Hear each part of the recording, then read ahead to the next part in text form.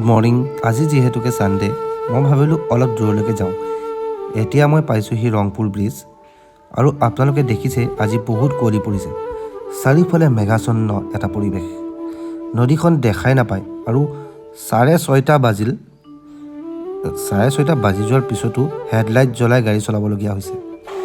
এতিয়াহে অনুভৱ হৈছে শীতৰ আগমন হৈছে। মই এতিয়া ৰখি আছোঁ ৰংপুৰ থানাৰ ওচৰত। অফিচৰ এজন ষ্টাফ আহি আছে।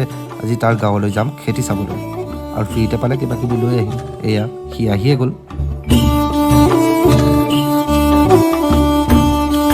আমি এতিয়া পাইছোঁহি IOC। বিৰাট ডাঙৰ এটা অফিচ আছে ইয়াত IOCৰ।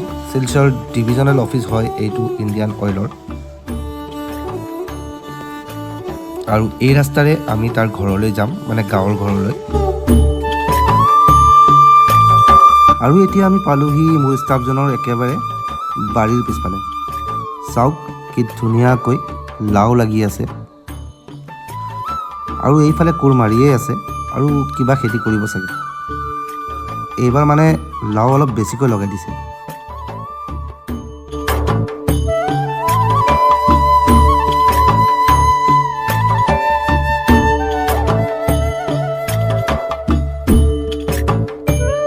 আৰু এইবোৰ যে দেখিছে, এইবোৰক কয় ফৰাছ বিচি, মানে ফ্ৰেছ বিনৰ দৰে দেখিবলৈ, কিন্তু ইয়াৰ গুটিটো যিটো ৰাজমাহৰ দৰে সেইটোহে খায়। প্ৰথম যেতিয়া বজাৰত মুকলি হয় কমচে কম 200-250লৈকে দাম উঠে 1 কেজিৰ। পিছত বাৰু 80-60লৈকে নামি যায়। মাছৰ লগত খাবলৈ মই বহুত ভাল পাওঁ।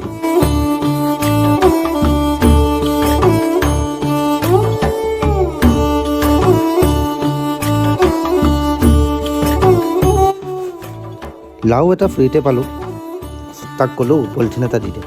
চ' পলিথিনত এয়া ওলমাই লৈছোঁ লাওটো, আৰু এতিয়া কৰ্মৰ যাত্ৰা। ৰাস্তাত এজোপা গছ দেখি ৰখি দিলোঁ। চাৰিওফালে ধাৰণি পথাৰ আৰু মাজত ৰাস্তা। কিবা এটা ভাল লাগিছিল পৰিৱেশটো।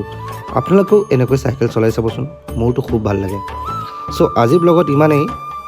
আকৌ এটা পুনৰ নতুন ব্লগত লগ পাম।